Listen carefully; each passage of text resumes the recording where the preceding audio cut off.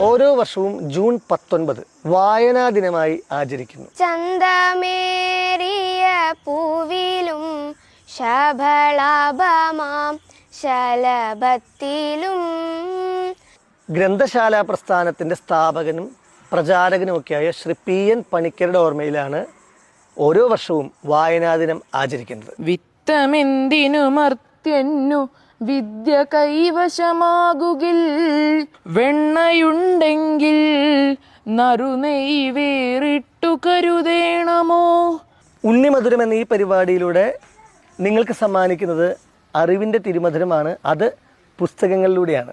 ത്യാഗമെന്നതേ നേട്ടം, താഴ്മതാനഭ്യുന്നതി, യോഗവിത്തേവം ജയിക്കുന്നിതൻ ഗുരുനാഥൻ.